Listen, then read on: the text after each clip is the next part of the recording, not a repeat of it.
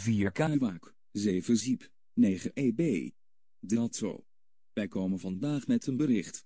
Dit bericht gaat over de komende transformatie van jullie wereld. Momenteel vinden er een aantal spectaculaire gebeurtenissen plaats op jullie wereld. Dit zijn tekens van de grote verandering die aanstaande is. De mensheid ontwaakt uit zijn lange en diepe sluimeringen en is niet langer geneigd zijn aardse meesters te laten dicteren welk pad gevolgd moet worden.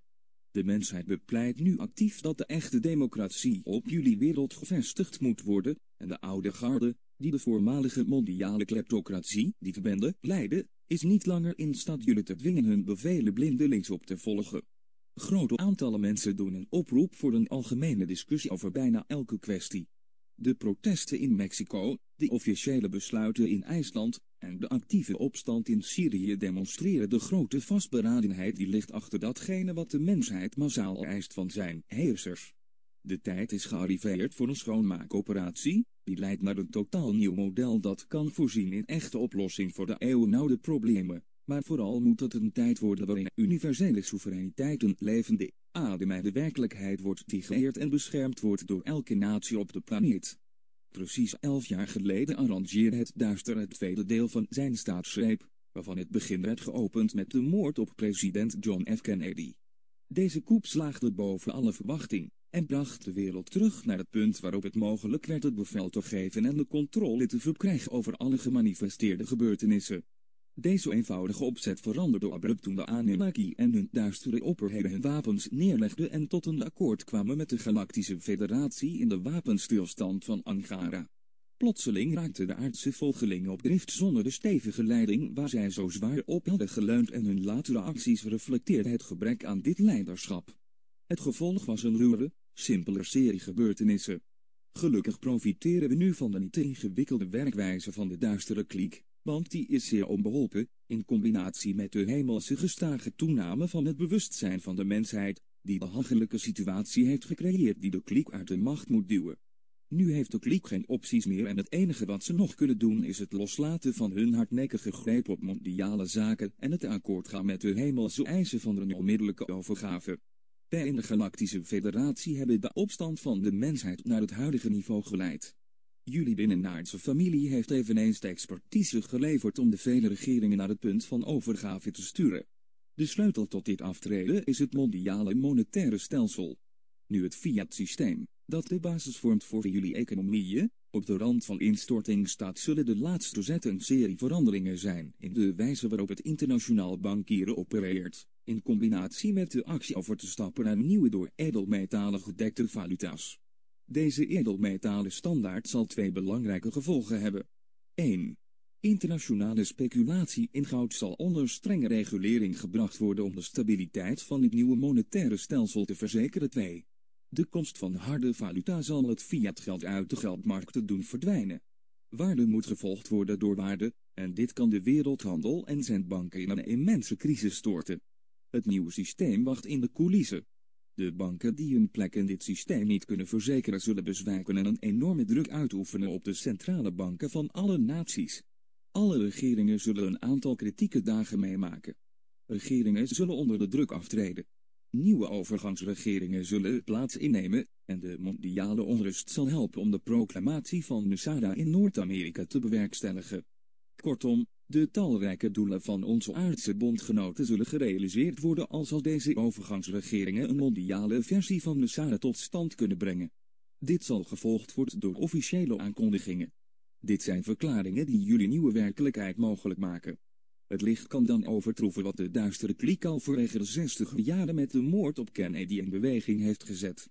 De waarheid over veel zaken zal naar buiten worden gebracht, waaronder de vreemde gebeurtenissen van de Amerikaanse presidentverkiezingen in 2000 en de vernietiging van New York's World Trade Center en de aanval op het Pentagon.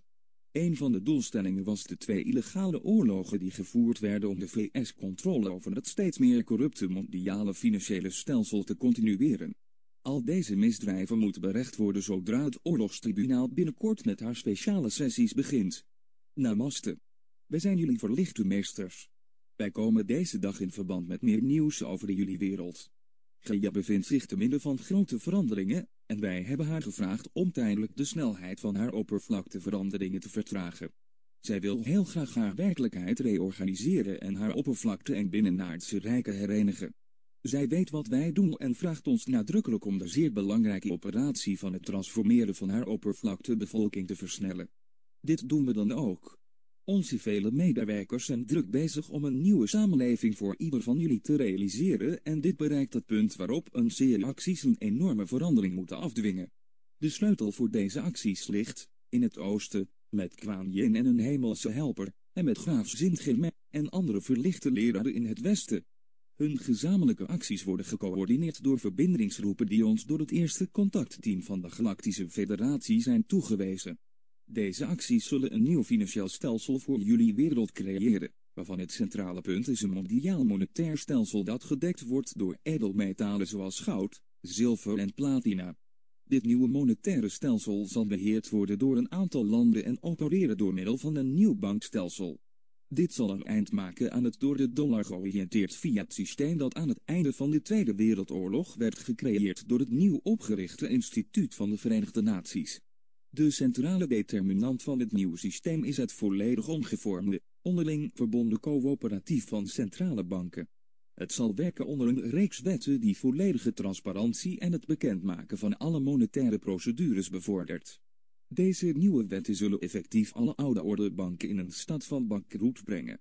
Deze ontwikkeling zal leiden naar het openbreken en het herschrijven van het handvest van rechten en plichten van de huidige, veelsoortige, criminele financiële corporaties. Het nieuwe bankieren zal een nieuw bestuursbeleid tot gevolg hebben. De nieuwe regeringen zullen het natuurlijke resultaat zijn van de groeiende frustratie van het publiek over de onzinnige, criminele activiteiten van de internationale politieke omgeving die een bankstelsel produceerde en steunde die jullie hele wereld zou hebben beroofd. Jullie nieuwe vorm van beheer, zoals het nieuwe financiële stelsel, moet echt transparant zijn en zal de planeet van zijn grootste plaag bevrijden, professionele politici. Deze schurken en diverse aanhangers zullen de weg van de dinosaurussen gaan. Omdat zij een onnoemelijke schade aanrichten op de planeet en bij haar levensvormen, moeten zij hun misdaden tegen het leven erkennen en vergeving vragen aan die gezegende schepsels die zij bijna hadden uitgeroeid. Wat dit betreft zien we het als onze plicht om een rijk te creëren wiens zegeningen voorzien in vreugde en welvaart voor allen. De tijd voor deze hemelse zegeningen is aangebroken. Vandaag vervolgden we onze bespreking van de huidige gebeurtenissen. Het moment is gearriveerd voor een nieuwe werkelijkheid. Het is voor jullie ook tijd om de sluier van onwetendheid die jullie omhult te verbreken en te leren dat jullie niet alleen zijn. Een groot gezelschap van wezens, zowel etherisch als stoffelijk, zijn gekomen om jullie te assisteren bij jullie terugkeer naar het volledige bewustzijn. Besef, dierbare mensen, dat de eindloze overvloed en oneindige rijkdom van de hemel inderdaad voor jullie zijn. Zo zijt. Selamat Gayun. Selamat. Ja. Syriaans voor wees één. En wees blij.